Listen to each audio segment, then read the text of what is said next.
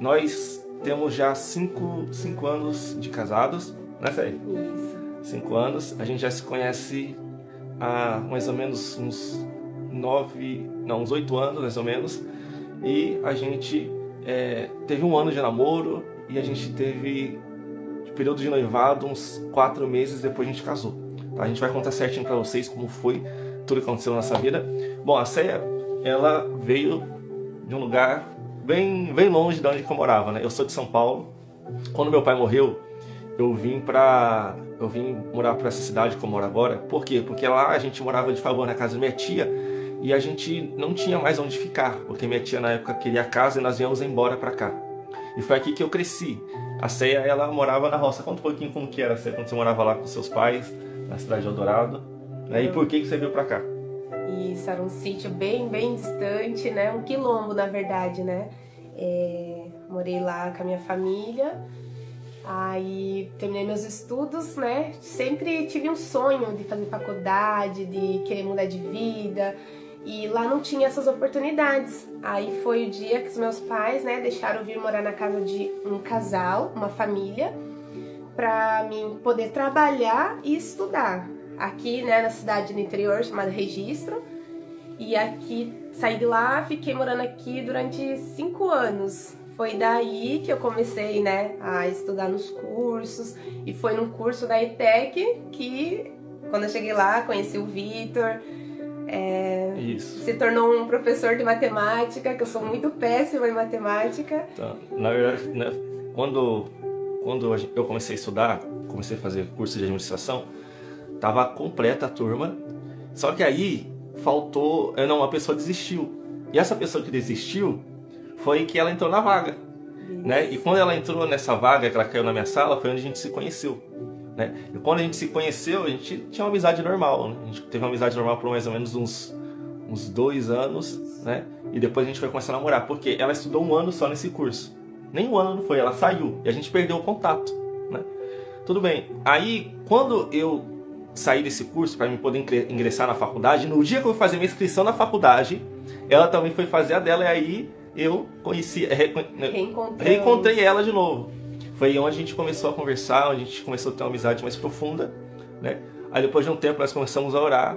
E aí a gente começou a namorar. Depois de mais de 2 anos que a gente já se conhecia. Então é muito importante o processo da amizade, o processo do conhecer. Às vezes a gente quer pular essa etapa, né? A gente quer namorar com uma pessoa que a gente não conhece, a gente quer se relacionar com uma pessoa que a gente não conheceu direito, né? E durante o namoro foi um processo onde a gente se conheceu muito, a gente passou por muitas provações, muitas dificuldades. Foi um teste de Deus mesmo. Porque depois que a gente superou aqueles problemas, a nossa vida familiar foi consolidada, né? A gente conseguiu ter uma vida estável, uma vida abençoada por Deus. Então, o que a gente faz antes determina muito o que a gente vai ver depois, os frutos que nós vamos colher depois. Por isso a importância de você escolher com sabedoria, porque o meu pastor até sempre fala que casar é uma questão de inteligência, mas com quem você vai se casar é uma questão de sabedoria. Então tem que ser sábio. Como você vai querer se relacionar com uma pessoa que ela não é crente? Vai querer se relacionar com uma pessoa que ela é até crente muitas vezes, mas ela não tem um testemunho de cristão, no respeito ao pastor, no respeito aos pais. É uma pessoa que dá mau testemunho, é uma pessoa que faz tantas coisas que entristecem o coração de Deus. Então, quando você for se relacionar com alguém, pesquisa primeiro, dá uma olhadinha como que é a pessoa, como que ela é com os pais, vê como que ela é na igreja dela, como ela é com os irmãos, se ela tem comunhão com as pessoas, se é uma pessoa trabalhadora, se é uma pessoa que tem sonhos, se é uma pessoa que prioriza a Deus. Porque quando você casa com uma pessoa convertida, a chance de dar certo é muito maior. Por que muitos casamentos não certo? Porque as pessoas se relacionam com uma outra pessoa que ela não teme a Deus, que ela não tem princípios bíblicos, que ela faz tudo do seu jeito, é egoísta, tá? Porque tem até uma frase do pastor, daquele pastor da Lagoinha, lá, esqueci, André Valadão, que ele fala bem assim, que a gente casa para fazer outra pessoa feliz. E é verdade mesmo. Então, quando você se empenha em agradar o seu cônjuge, a tendência é ela ficar feliz, ele ficar feliz. E aí um corresponde ao outro. Agora, se você quer se relacionar com alguém somente para fazer as suas vontades, fazer do seu jeito, aí vai ser difícil ter um relacionamento duradouro, tá? Então me lembro que quando a gente começou a namorar, né, a gente teve alguns empecilhos. Por quê? Porque a gente não tinha dinheiro. Como que a gente ia casar? Não tinha dinheiro para vestir de noivo, não tinha dinheiro para cartório, não tinha dinheiro para comprar uma casa, não tinha dinheiro para fazer a festa, não tinha dinheiro para comprar um terno, não tinha dinheiro para nada, né? Você tinha uma caixinha, que tinha o que naquela caixinha mesmo? Tinha uma caneca, Um jogo de tapete. Ela tinha uma caixinha com caneca e jogo de tapete. Era tudo que a gente tinha. Né? Isso aqui vai ser pra quando a gente casar. Né? Aí eu lembro que Deus colocou no meu coração o seguinte, né? De fazer de entregar a Deus uma oferta voluntária, como uma semente, para que a gente pudesse colher frutos do nosso casamento. Né? Eu já tinha o costume de fazer ofertas, mas naquele dia eu fiz uma oferta que eu nunca tinha feito. Eu entreguei a Deus algo que eu podia naquele momento. E eu liguei para ela e falei assim, Céia, você tem quantos aí? Ela falou assim, eu tenho R$50, se eu não me engano. Na época eu tinha R$400. Aí eu peguei, juntei esse dinheiro e falei assim, Deus, eu estou entregando esse dinheiro aqui na tua obra, porque era um lugar onde a igreja estava sendo construída.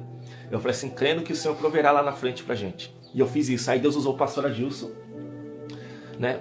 Deus usou o pastor Adilson para dizer que Deus já tinha enviado o anjo dele na nossa frente, que Deus estava preparando tudo. Depois desse culto, as portas começaram a se abrir. Depois desse culto, as coisas começaram a acontecer na nossa vida. Eu lembro que quando chegou no mês de... A gente começou a namorar em maio de 2016. Maio de 2016. Março de 2016. Quando chegou em dezembro, o pastor chamou a gente para uma reunião e falou assim, vocês vão casar? Vocês querem casar? Eu falei assim, a gente quer, pastor, mas a gente não tem condições. Ele falou assim, marque a data do casamento. Ele contou a história dele, como foi o casamento dele, porque Deus vai abençoar. Eu falei, amém. Aí eu cheguei pra Céia e falei assim, Céia, você crê que a gente vai casar? A gente estava em dezembro, eu falei assim, a gente vai casar em junho. Né? Do outro ano. Aí, isso a gente estava em dezembro de 2016, eu falei assim, a gente vai casar em junho de 2017. Ela falou assim, eu creio. E olha que a gente só tinha a caixinha com a caneca e um joguinho de tapete, não tinha mais nada.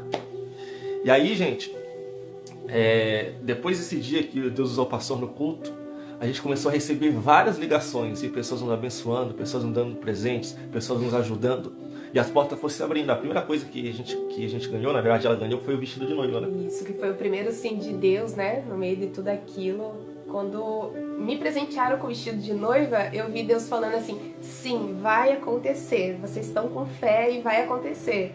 Isso pra gente foi uma experiência maravilhosa com Deus. Amém. Foi aí que quando a gente recebeu esse vestido de noiva, foi um sinal de Deus que realmente as coisas iam dar certo. Aquilo animou a gente, deu fé pra gente. A gente foi ganhando outros presentes. Eu lembro que a gente estava resolvendo umas coisas, né, no centro da cidade, e o irmão ligou pra gente e falou assim, Vitor, onde você tá? Eu falei assim, tô aqui perto de tal lugar. Ele falou assim, vem aqui na contabilidade, porque eu preciso que você assine um documento aqui. Eu falei, que esse irmão quer? Chegamos lá, o cara tava alugando o salão da festa e pagou à vista. E só pediu para mim assinar o documento pra gente poder usar no dia o salão, né? Pra festa do casamento. Né? E não era um salãozinho, não, era um salão ótimo, num lugar ótimo da nossa cidade, e pra época era caro. Né? E a gente foi recebendo vários presentes. Eu lembro que a gente ganhou tanto presente no casamento que a gente teve que doar. Né? Isso, a gente abençoou outros, né? A gente abençoou outras pessoas, né, que estavam próximas a gente. A gente deu presentes que a gente ganhou, de tanto presente que a gente ganhou. E Deus foi abrindo as portas, Deus foi nos abençoando, Deus foi nos dando forças. E surgiram vários problemas e empecilhos que estavam atrapalhando o nosso relacionamento. Mas é o seguinte, quando é algo de Deus, é com sofrimento mesmo, é com luta, gente. Tá? Porque o que é de Deus pode até demorar, mas quando vem pra ficar. Então você tem que lutar por aquilo que vai ficar na tua vida, por aquilo que tem valor, porque a vontade de desistir passa. Gente, a vontade de parar passa, mas a glória de Deus permanece. Então é muito importante você não desistir em meio às dificuldades. Muitas pessoas não chegam nos seus objetivos, nos seus sonhos, propósitos, porque quando as portas se fecham, quando as coisas dão erradas, elas tendem a desistir. Desistir não pode ser uma opção para a tua vida. Amém? Vocês precisam ser perseverantes, acreditar naquilo que Deus falou para vocês, porque vai acontecer. Se Deus falou, vai acontecer, porque Ele não é mentiroso. Deus, ele pode fazer muito mais aquilo, como a irmã falou aqui, Edivânia, daquilo que a gente pediu ou pensou. Deus é muito poderoso, tá? Então a gente casou. É que agora não dá para mostrar nenhuma foto aqui, né? Mas depois que eu quero eu coloco nos stories lá para vocês verem. A gente casou, né? Só que a gente não conseguiu comprar a nossa casa. Por quê? Porque faltou o dinheiro, acho que faltaram R$5.000 para a gente dar entrada na casa, né? Aí teve um problema que aconteceu com ela, que a gente não vai falar aqui, tá? Mas faltou esse dinheiro, né? E uma das coisas que aconteceram antes do nosso casamento é que induziram, né, para que a gente não casasse, porque a gente não tinha condições, que a gente não tinha casa, a gente não tinha condição de fazer a festa, não tinha lugar para morar, a gente não tinha um carro, a gente não... só tinha a roupa do corpo. E aí, depois de 2 anos, depois de 2 anos que a gente se casou, a gente teve a oportunidade de comprar essa casa aqui que a gente mora hoje. Só que eu tinha um carrinho, um Palio Fire de 2009. Aí a gente estava no culto. E o que eu ia fazer? Eu ia vender aquele carro para pegar o dinheiro daquele carro para dar entrada para comprar casa. E quando a gente estava no culto, de repente teve um barulho grande. Aí o pessoal saiu, né, da igreja, correu lá fora para olhar um acidente. E bateram no meu carro que estava parado. Acabou com o carro. E aí, como que agora eu ia vender o carro para comprar a casa se bateram no meu carro, o carro foi destruído? E a pessoa que acabou provocando o acidente não quis pagar. Foi bem na época da pandemia, tudo estava fechado, o cartório não funcionava, fórum não funcionava, era tudo online, era tudo difícil, tudo burocrático, e a gente precisava do dinheiro, né?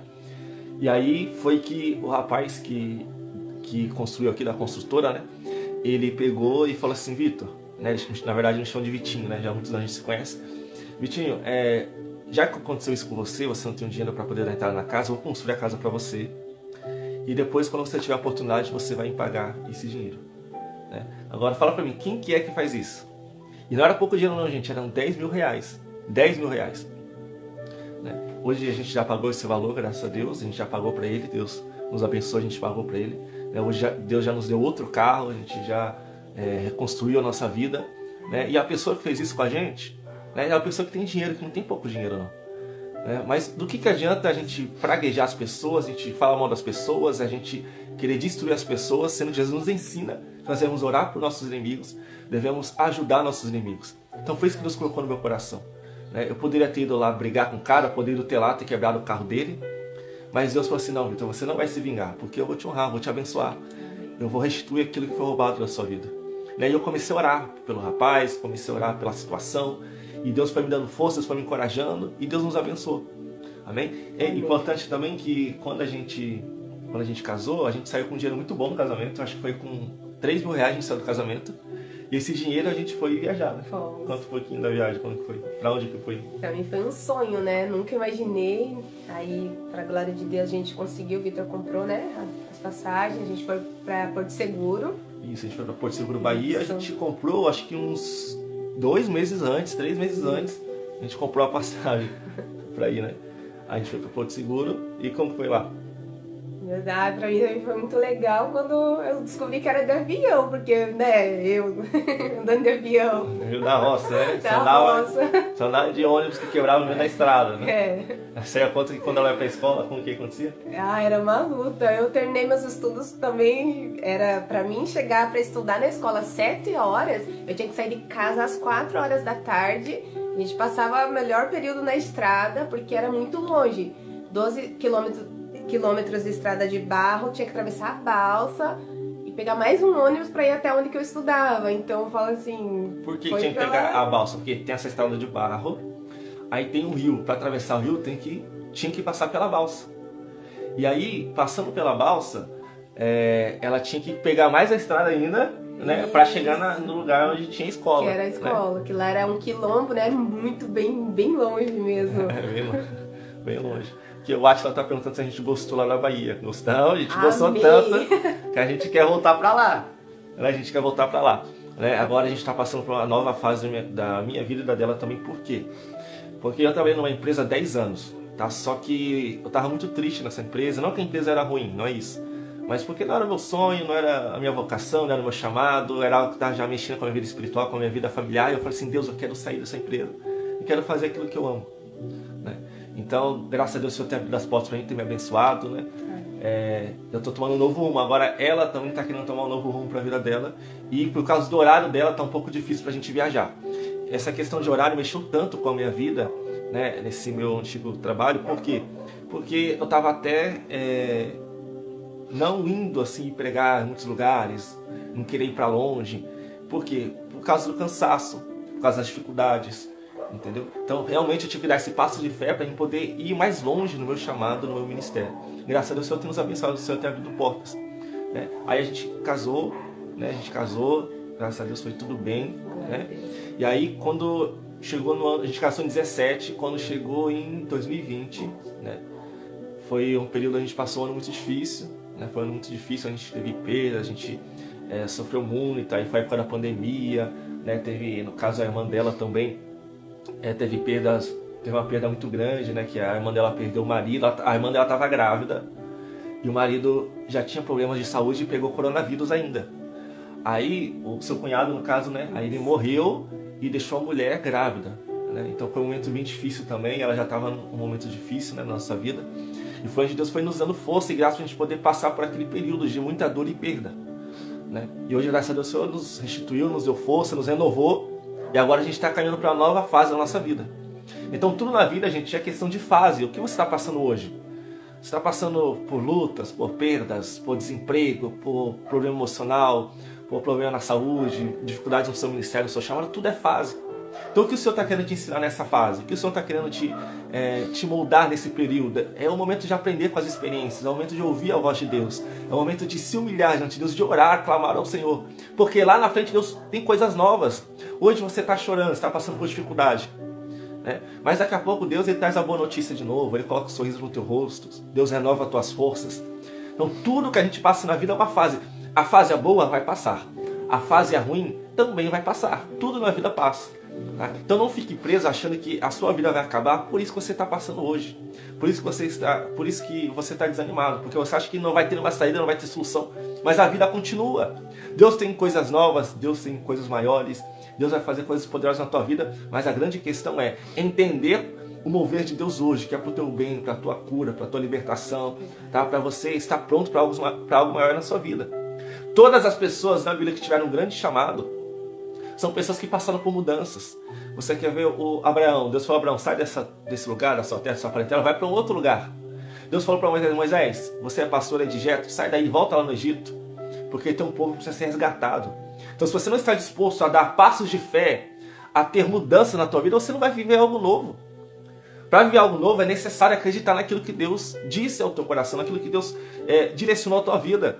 Enquanto você não acreditar nisso fielmente e se dedicar a esse chamado de Deus para você, nada vai acontecer na tua vida. Amém? Continuando nosso testemunho. Teve um período também, lembra, que eu cheguei para ela não estava trabalhando na época. Eu cheguei para ela e falei assim: Céia, Deus falou comigo que nós vamos passar uma dificuldade financeira, nós vamos passar por um processo difícil. E aconteceu. Realmente foi difícil aquela fase pra gente, né? A gente não tinha tanto tempo assim de casado, foi no primeiro ano ainda.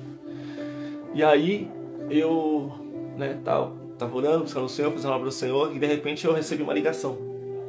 Eu recebi essa ligação e era um irmão, né, um dirigente de igreja, que ele falou assim: Vitor, dá pra você vir aqui em casa amanhã? Eu falei assim: eu vou, saio do emprego aí e vou na sua casa, a gente conversa. Chegando lá, ele falou assim: o seguinte, Vitor, eu chamei você aqui por quê? Porque eu fiz um propósito com Deus, e o propósito que eu fiz com Deus é que eu daria esse envelope para uma pessoa que fizesse a obra de Deus com amor, com carinho, e essa pessoa Deus colocou no meu coração é você. Aí aquele irmão me pegou e me deu um envelope. Ele falou assim: pega esse envelope e guarda, você só vai abrir ele quando você chegar na tua casa. Eu falei: tá bom. Aí eu peguei a moto, acelerei 1000 por hora até chegar em casa, né? Aí chegando em casa, o que tinha? Tinha R$1.000 no envelope. Tinha R$1.000, né? Que era o dinheiro que a gente precisava para poder pagar nossas contas, para a gente poder colocar nossa vida em ordem. Então Deus, Ele conhece a nossa necessidade. Deus, Ele sabe que nós estamos passando por problemas e situações, porque Ele nos conhece. O problema é que quando a gente está passando as dificuldades, a gente pensa que Deus não nos vê, Deus não nos enxerga, a gente pensa que Deus ele não está com a gente. Por que isso acontece, irmão Vitor? Por causa disso aqui, ó. A gente quer andar pela vista, a gente quer andar por causa dos olhos. A gente só acredita se a gente vê, a gente é igual Tomé. A gente só acredita o que a gente vê. Por isso que a gente não vê a glória de Deus, porque a Bíblia diz: se creres, verás a glória de Deus. Não é se ver, crerás. É se creres, verás. Então é muito importante você crer que Deus está contigo nesse barco. Que no meio desse vendaval Deus está contigo. Lembra dos discípulos que eles estavam no barco e Jesus estava dormindo? Era por os próprios discípulos repreender o vento e a tempestade. Mas eles não tiveram coragem de acordar Jesus. Jesus perguntou para eles: mas aonde está a vossa fé? Por que vocês não repreenderam o vento? Por que vocês não repreenderam o mar? Jesus queria que eles usassem a fé deles. Esse tem sido o grande problema. É que os cristãos desses tempos, eles têm querido viver pela fé dos outros. Você não pode viver pela minha fé, você tem que viver pela sua. Não que você não possa pedir oração, ouvir uma palavra de alguém, não é isso. Mas no meio da tempestade é a sua fé que vai fazer a diferença. Jesus dizia: ó, vai, a tua fé te salvou. Ou seja, aquele milagre aconteceu por causa da fé da pessoa e não por causa da fé de Jesus. A tua fé vai mudar a direção da tua vida, vai mudar a tua história, o teu chamado. A tua fé vai dar um novo rumo para a tua vida.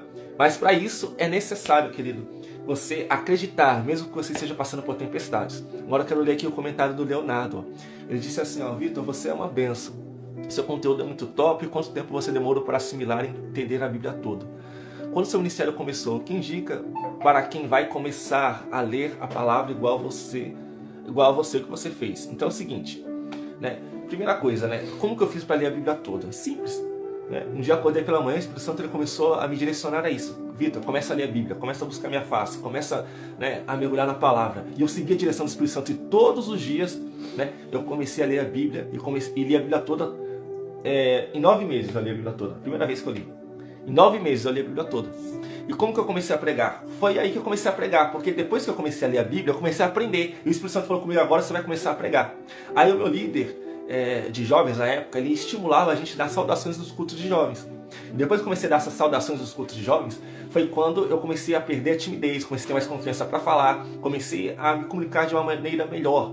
E aí me deram a oportunidade para pregar, e depois disso eu nunca mais parei de pregar. Então tudo tem um começo, ninguém começa sabendo, ninguém começa 100%, ninguém é perfeito. Mas o que acontece? Muitas pessoas acabam não vivendo o seu chamado porque eles ficam travados por causa do medo, da timidez, da falta de conhecimento, por se achar incapaz. Todos nós somos incapazes. Todos nós somos. Tá? Porque se a gente fosse capaz, que glória Deus teria? Porque as pessoas têm que olhar para a tua vida e falar assim, ele só está lá porque Deus fez isso na vida dele. Tá bom? Manda aí suas perguntas. Você que quer saber algo aqui da gente, tá? Tem alguma curiosidade, faz aqui a sua pergunta, tá bom? Pode ser aqui nos comentários ou no sinalzinho aqui de interrogação. Manda sua pergunta que você quer saber da gente. Quantos vocês têm? Que igreja vocês são pentecostal ou não? Né? Comenta aí, gente. Manda suas perguntas que a gente vai estar respondendo, tá bom? Então foi assim que aconteceu nesse período, né? A gente teve esse período difícil, né? Onde o Senhor nos deu força, nos abençoou, né? Mas tudo isso é fase, né? Uma coisa muito importante também que acontece na vida do relacionamento é que cada um tem um sonho. Então, você tem um sonho, você tem que entender que a sua esposa tem outro. Então você tem que lutar pelo seu sonho e pelo dela. Ninguém pode ser egoísta, né? Aqui a Luciana está perguntando se a gente tem filhos. Então teve um período que a Céia, ela ficou grávida, né?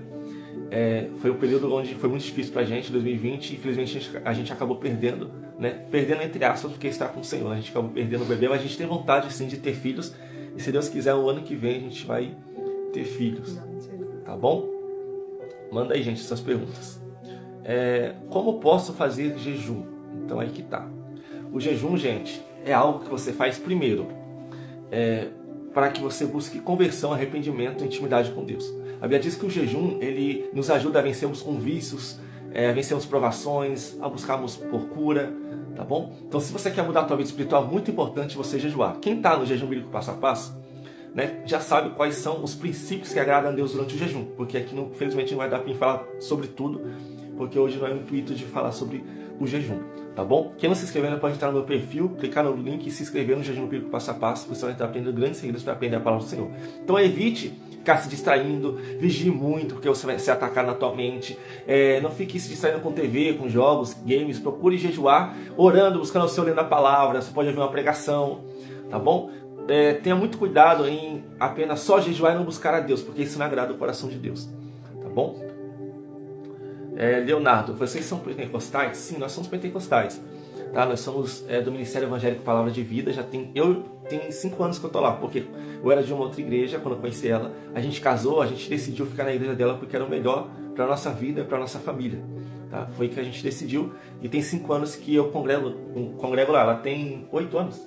8. Mais ou menos uns 9 anos, mais ou menos, que ela congrega lá. E eu tenho 5 anos, tá bom? Quem quiser entrar no perfil da minha igreja é @palavranet, tá? Essa é da igreja sede, tá? E da igreja, da congregação é @palavra de vida registro, tá bom? Manda aí, gente, as perguntas. Raulzinho, como faz para fazer um propósito com o Senhor? Então é o seguinte, como que eu fazia meus propósitos de oração e jejum? Eu fazia assim, eu falava assim, Senhor, estou com um problema nessa tal área da minha vida, e eu quero fazer um propósito de jejum de oração durante a semana, orando nesse horário, né, buscando o Senhor nesse horário, com o intuito de vencer essa área, de vencer na área em uma das áreas da minha vida. Ou eu fazia o jejum, exemplo, para buscar mais intimidade com Deus. Então eu fazia um propósito de oração, de jejum durante a semana, né, buscando a Deus naquele propósito, naquele sentido, meditando a palavra de Deus. E é ali que eu fui tendo minhas experiências com Deus e fui vencendo muitas barreiras que me impediam de viver o meu chamado, tá bom?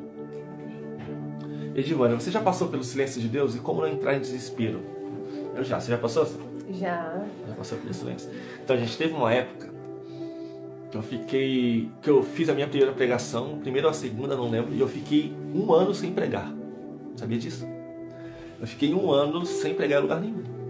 Não pregava, porque eu não tinha oportunidades. E foi um tempo onde eu fiquei ali esperando Deus me levar para o caminho que Ele tinha para mim, para o chamado que Ele tinha para mim. Então, eu acho que o momento mais duro que a gente teve de silêncio de Deus, na verdade, Deus falou pra gente, só que a gente estava tão desesperado que a gente não percebeu. Foi o período realmente que a Céia estava grávida, né? Que o médico falou que nosso filho não teria mais, não teria chance de vida. Foi um momento muito difícil, porque a gente clamou, muita gente orou, né? E não vinha resposta, aí só notícias ruins chegando. Né? E Deus já tinha falado com a gente antes, com ela em sonho, na verdade, né? Deus já tinha falado com ela em sonho. E Deus tinha dado um sonho pra ela, que ela tava com um bebê, mas não era seu, uma coisa assim, né? Isso, como que eu tava com o bebê, sonhei que eu tava com o bebê no meu colo. No sonho, esse bebê era meu, mas a partir do momento que eu acordava, vinha outra pessoa. Aí eu liguei pra essa pessoa, falei, né, perguntei se ela queria ter filhos e tal. Ela falou assim que no momento não, mas tava planejando. Aí eu falei, então, se prepare que você vai ser mãe. Mas aí, tipo, era algo pra mim. E foi que Deus me mostrou aquilo, que o bebê tava comigo, mas não ia ficar comigo, que era dele, né? E foi aí que eu, depois que a gente foi entender esse sonho. Foi entender isso depois de meses.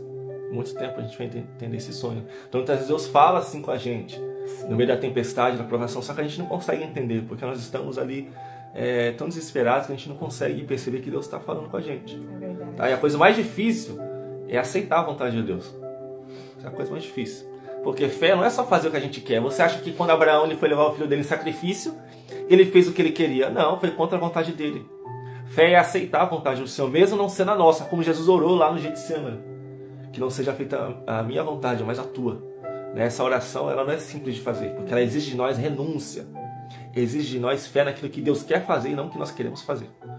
Amém? A Luciana está falando aqui, o meu testemunho de vocês. Fiz igual a você a sair de um serviço que estava há 12 anos. Estava um pouco preocupada com o futuro. Que o Senhor guarde nosso futuro nas mãos dele. Amém? Como ter a certeza se realmente é aquilo que o Senhor quer em nossas vidas? Bom, essa pergunta é importante. Tá? A primeira coisa, gente. Deus, quando Ele quer que a gente faça algo para Ele é muito claro. Ele revela isso pra gente. Exemplo. Deus falou para Moisés, vá para o Egito que eu vou te usar para libertar o povo de Israel. Deus ele é claro. Então quando Deus quer que você faça algo para Ele, tá? Ele vai deixar bem claro na tua vida o que Ele quer de você, as promessas que Ele tem para a tua vida, o que Ele vai fazer na tua vida. Então se você está confuso do que você quer fazer, é tempo de pedir direção para Deus e discernimento, tá? Para que você faça aquilo que vai te levar para o seu propósito, para o seu chamado.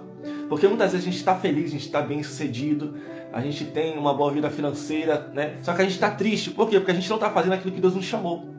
Então é muito importante você pedir a direção de Deus, porque quando Deus te dá uma direção, você não vai ter nenhuma confusão, você vai saber aquilo que Ele quer da sua vida. Tá bom? Manda aí mais perguntas. Ela é a pessoa que você acreditou e buscou no seu coração. Para ter alguém de silêncio, você tem que ser, né? Para achar a pessoa adequada ao que você acredita. Então, Leonardo, né? A pessoa que a gente desenha no nosso coração nem sempre vai ser que Deus vai nos dar. Porque o nosso coração é enganoso. Então muitas vezes a gente pensa que aquela pessoa é ideal pra gente e muitas vezes não é. Tá? Então é muito importante a gente entender que Deus ele nos dá a liberdade para escolhermos a pessoa que nós vamos se relacionar. Mas nós temos que enfrentar as consequências depois. Então não escolha só pela aparência, não escolha só pela paixão, não escolha só pela emoção. Tá? Escolha uma pessoa que realmente ela vai respeitar você, que ela ama a Deus, que ela é serva do Senhor, porque a tendência de dar certo é muito maior mesmo. Tá bom? Manda aí, gente, mais perguntas. Quando você começou a postar os conteúdos sobre a palavra? Então, em 2018, Deus falou no meu coração, né, para mim começar a fazer conteúdos na internet. E eu falei para ela. Só que eu tinha vergonha de gravar vídeos, de falar em público assim na internet. Eu não sabia como fazer. E eu fiquei um ano lutando contra isso. Aí quando chegou em novembro de 2019, eu não aguentei mais, porque a Espírito Santo estava me movendo. Aí eu comecei a fazer isso. Eu falei para ela assim, ó, eu tenho que começar a criar conteúdos na internet, né? Mas eu não sei como fazer e eu tenho vergonha. E aí eu comecei. Aí um monte de gente começou a falar de mim, não sei o quê, aquela coisa toda. Aí quando chegou em fevereiro, as igrejas fecharam por causa do coronavírus. E aí aquele povo que falava de mim teve que vir para a internet para fazer culto online. É que eu não sou de mandar indireta. Eu não sou de ficar mandando direto pros outros, ficar falando mal de mim. Não sou disso não. Eu deixo eles morderem a própria língua. Eu gosto disso. E aí foi um período onde eu comecei a fazer conteúdo, só que não estava dando muito certo, não estava conseguindo. Aí eu fiz esse perfil do Instagram no meio do ano passado. Eu fiz esse perfil aqui, né? E não estava dando certo também, as coisas não estavam prosperando. E aí eu falei assim, Deus, me dá uma estratégia, me dá uma sabedoria, né? E eu comecei a estudar mais, né? Para poder fazer as coisas com excelência, porque tudo que eu faço eu gosto de querer fazer muito bem com excelência. Não é à toa que vocês sempre mandam depoimentos para mim de que vocês gostam do conteúdo, que vocês estão sendo abençoados, que é edificante, tá? Você que tem aprendido aqui no meu Instagram, manda aí o seu testemunho para mim ler aqui, para mim saber o que você está achando dos conteúdos. E foi aí que Deus começou a abençoar, né? E de um ano para cá, graças a Deus, cresceu muito, né? Já são 80 e poucas mil pessoas que estão aqui no meu perfil. Esse ano ainda quero chegar a 100 mil pessoas para a honra e glória do Senhor Jesus. E estou começando a mexer no meu YouTube, que estava parado, que eu estava sem tempo, agora tenho mais tempo. Eu vou começar a colocar lá estudos bíblicos também, tá? Esse vídeo aqui provavelmente eu vou colocar lá no YouTube para quem quiser acompanhar tudo depois, tá? Então foi assim que o Senhor foi me abençoando, me prosperou, me abençoou, abriu as portas aqui para mim na internet e graças a Deus muitas pessoas têm sido alcançadas, são quase 2 milhões de pessoas alcançadas por mês, tá? Tá perguntando aqui o irmão, como fazer para a mulher ficar mansa e respeitar? Essa aqui é boa. Você quer responder essa ou eu respondo? Não, vai. Essa aqui é boa. Sabe por quê? Gente, na Bíblia existe o princípio da família. O princípio da família é o seguinte, que o marido deve amar a esposa assim como Cristo ama a igreja. E que a mulher deve ser submissa ao marido. Ser submissa não é ser escrava não, viu? Ô mulher, vem cá, me obedece. Vai lá pegar um copo de água para mim. Não é isso não, tá? Submissa é estar debaixo da mesma missão. Isso é muito importante. Então, quando você ama a sua mulher, a tendência é ela estar submissa a você. E quando você percebe que a sua mulher está submissa a você, a tendência é você amar a ela. Então, faça com que a sua mulher se sinta amada. Cuide dela, dê presente para ela, pague o cabelo dela, elogie ela, entendeu? Cuide dela, ela vai se sentir amada. E aí ela vai ser submissa a você, ela vai respeitar você. Agora, se você não respeitar ela, você não amar ela, entendeu? Você só fala coisas que machucam ela, aí vai ser difícil ela respeitar você. E também depende muito do temperamento. Se a mulher é muito explosiva, aí a coisa fica feia para você. A Bíblia diz que é melhor você morar no quintal do que numa casa com uma mulher briguenta. Olha só, hein? Então, cara, tudo isso são coisas que a gente tem que ver antes do casamento. Depois que casou, meu amigo, só o Espírito Santo para mudar a vida da pessoa. Porque o marido não muda a vida da mulher, a mulher não muda a vida do marido. Tá? Então é importante você entender isso. O Leonardo está perguntando aqui, qual a idade de vocês? Eu tenho 28 e... 28. A gente tem a mesma idade, né? A gente tem a mesma idade, tá bom? Pretende pregar fora do país? Então, aí que tá. Eu já recebi alguns convites para mim morar fora do país, né? E por que ainda não tenho essa vontade de ir? Porque eu tenho uma avó de 90 anos e tenho uma mãe de 50 e poucos anos, 57, se não me engano. 57 ou 58, assim. 58 anos. Então elas já são de idade. Se eu for para fora do país, para voltar é difícil, tá? Para ir pregar em outro país também exige tempo, exige dinheiro, entendeu? Não é todo mundo que quer levar a gente, entendeu? Porque tem igrejas que elas até querem, mas elas não têm recursos, tá? Então não estou muito preocupado assim em fazer muitas viagens, ir para lugares muito longe, sabe? Estou preocupado em fazer a obra de Deus aonde é meu maior alcance. Se é aqui na minha cidade, se é lá em São Paulo, na capital, se é lá em Curitiba, no Paraná, amém. Aonde a minha mão alcançar é onde eu quero que as pessoas sejam tocadas, sejam abençoadas através da palavra do Senhor. Então não estou preocupado muito com esse negócio, entendeu? De muita agenda, de viajar. Estou preocupado de ver vidas transformadas por Deus. Tá? Esse tem sido o meu intuito. Tá? Aqui em casa só estou buscando, comecei agora, mas o Espírito Santo me mandou levar a palavra e estou compondo para o Senhor. Aí os caras acham que eu estou ficando doido. A irmã Priscila está falando aqui, mano, se Deus te direcionou você a pregar, a escrever hinos, faça o que Deus colocou no teu coração.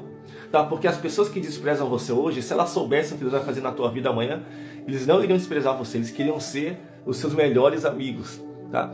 Tem muitas pessoas que também me desprezaram, que fizeram coisas que entristeceram meu coração, né? E hoje muitas dessas pessoas pedem ajuda para mim, e a vida é assim, tá bom? Manda aí mais perguntas. Manda aí, gente, as perguntas, tá? Quem não se inscreveu ainda no Manual do Pregador, entra no meu perfil. Você vai aprender grandes segredos chamado da pregação, tá bom? Só entrar no meu perfil, clicar no link, já são centenas de cristãos que têm sido abençoados através do Manual do Pregador.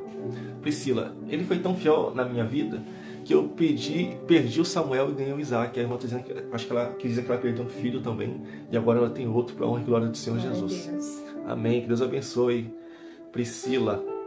Amém? Manda aí, gente, as perguntas, mandam mais perguntas. Mais perguntas, vamos ver aqui. Por que após os cultos nos domingos eu volto para casa e fico... Não entendi, eu fico amortecida, é isso? Como se eu ainda estou no culto e não consigo dormir. Mano, não entendi muito sua pergunta, tá? Manda aí de novo a sua pergunta mais explicado melhor, tá? Pra gente fechar aqui nosso testemunho, tá bom? Que a gente tá dando... Hã? A noite toda. Não entendi o que ela quis dizer.